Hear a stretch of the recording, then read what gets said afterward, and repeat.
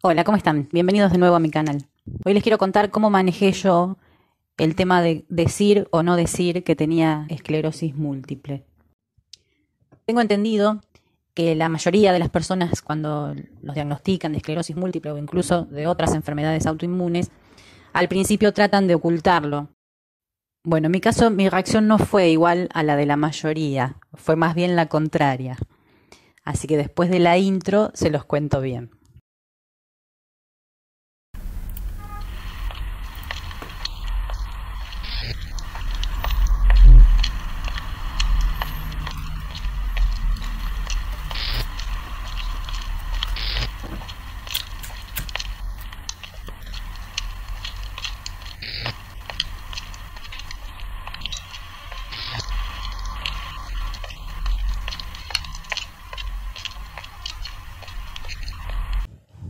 Bueno, como les decía al principio, la mayoría de las personas cuando los diagnostican, por lo menos durante el primer tiempo, tardan en contarlo. Incluso algunos hasta demoran en contárselo a su propia familia.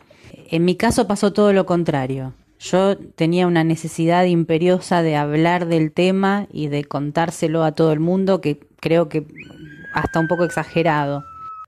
El recuerdo que yo tengo de esos primeros tiempos era de que no hablaba de otra cosa casi. O sea que todo el tiempo estaba hablando de eso, y no solo todo el tiempo, sino con todo el mundo. Con las personas más cercanas, con los seres más queridos, digamos, con mi familia, me imagino ahora que para ellos debería estar bastante insoportable yo. Sobre todo porque hablaba todo el tiempo, pero de los síntomas, no tanto de los sentimientos, que creo que eso fue una cosa que fui descubriendo después, que era importante hablar más que de los síntomas de los sentimientos, pero eso vino mucho después. Recuerdo situaciones familiares donde creo que evitaban decirme: Marce, ¿cómo estás?, porque venía la catarata de síntomas y de lo mal que estaba y de lo mal que me sentía, cosa que era real. O sea, yo me sentía realmente que estaba mal, pero bueno, no hablaba de otra cosa. Así que me imagino que para la familia debe haber sido también complicado ese momento. Pero no solo con mi familia, sino que también lo hablé en todos lados. A ver, yo se lo he llegado a contar a la almacenera de mi barrio, y en mi trabajo, cuando me enteré, le avisé a la persona que es mi coordinadora. Por suerte en mi trabajo la respuesta fue al contrario, digamos, fue positiva y más bien de mucha comprensión y de acompañamiento, pero podría haber sido totalmente distinto. Pero en realidad yo, bueno, no tengo un lugar fijo de trabajo. Vieron que siempre les cuento que yo visito establecimientos, no tengo compañeros de trabajo. Voy a un lugar y a ese lugar vuelvo o dentro de 2 meses en algunos casos, o dentro de 6 meses en otros casos. Entonces, digamos, los vínculos que yo tengo por el trabajo no son vínculos cercanos o que se pueden transformar en vínculos de amistad o de un compañerismo más profundo. Son más bien eventuales, ocasionales, digamos.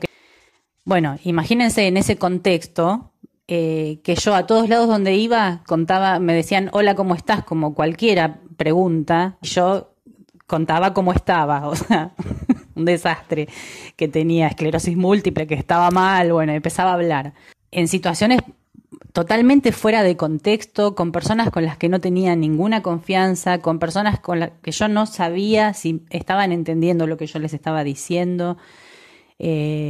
Por las caras que ponían, me imagino que no sabrían nada de la enfermedad y solo Dios sabe qué es lo que se estaban imaginando, y por las respuestas que me daban lo mismo. Pero era como que yo, era tanta mi necesidad de hablar que no registré nada de todo eso en el momento. Y que creo que tenía que ver con esto, con una necesidad mía, pero que en realidad no llevaba a ningún lado. En algunos casos sí, uno necesita hablar y hablarlo suma, digamos, para uno, o te ayuda, pero hay un montón de circunstancias, de situaciones en las que no suma nada, más bien resta, porque encima la respuesta del otro es cualquier cosa. Entonces no, como que no tenía sentido, digamos. Pero bueno, yo en ese momento era como que necesitaba hablar. Después con el tiempo fui tratando de pensar, bueno, qué fue en aquel momento me llevó a hacer eso, de hablarlo con todo el mundo. Era más o menos como pegarme una etiqueta en la frente diciendo tengo esclerosis múltiple, para donde iba lo decía. Como les decía en el video anterior, yo realmente sentía que la enfermedad me había modificado totalmente mi vida. Y lo sentía de una forma tan fuerte que yo pensaba que los demás se daban cuenta de eso. Que los demás se daban cuenta que mi ritmo de trabajo no era el mismo, por ejemplo.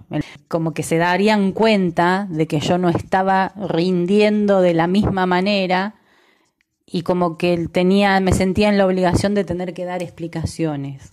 Justificar, bueno, que había un motivo que no era por mí, por mi culpa, sino que había un motivo que generaba esos cambios que evidentemente yo los estaba sintiendo, o la gente más cercana los veía, pero el resto de la gente ni cuenta se daba ni le interesaba tampoco.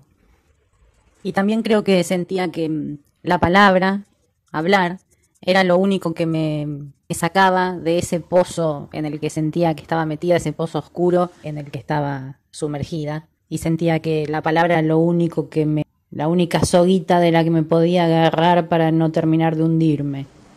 Que después con el tiempo no sé si me arrepentí, pero creo que sí, que si me diagnosticaran ahora, creo que con la cabeza que tengo ahora, ¿no? Después de todo este tiempo, creo que actuaría diferente. Yo creo que sí es necesario hablar del tema, que negarlo no está bueno, que ocultarlo no está bueno, salvo que haya un motivo. Realmente si vos sabés que te van a echar de tu trabajo, por supuesto que es preferible que lo ocultes. Pero si no me parece que sea una cosa que haya que ocultar. El tema, lo que yo me corregiría a mí misma, es el ser capaz de seleccionar con quién hablar, poder descubrir en qué casos realmente va a sumar o me va a aportar algo o me va a hacer bien y en qué casos no vale la pena, no tiene sentido o peor, me va a hacer mal. Y después también, que es algo que lo fui descubriendo con el tiempo, poder elegir sobre qué hablar. Al principio uno tiene necesidad de hablar del cómo se está sintiendo físicamente, de todos los cambios físicos que uno siente. Y bueno, en ese momento es eso y es eso.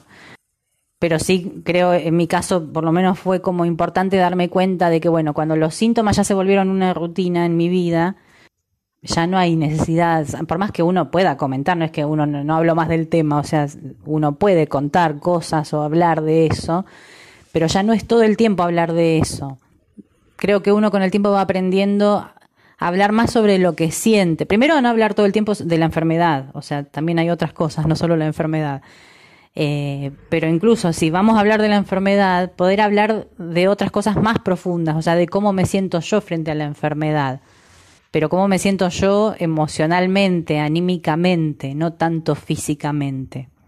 Pero bueno, creo que eso también es parte del proceso. ¿Y por qué digo que yo corregiría algunas cosas de mi forma de haber reaccionado en aquel momento?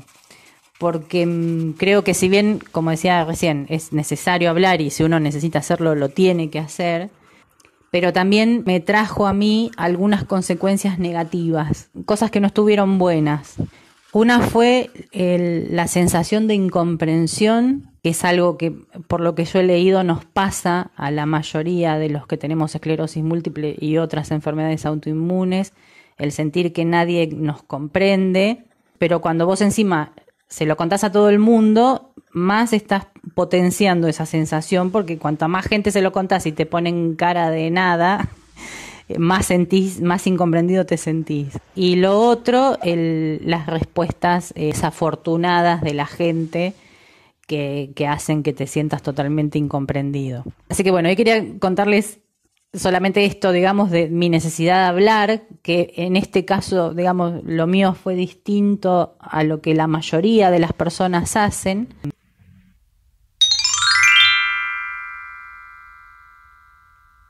Y los próximos dos videos van a ser uno sobre esta sensación de incomprensión y el otro sobre las frases pelotudas que la gente dice cuando vos contás que tenés un diagnóstico de mierda.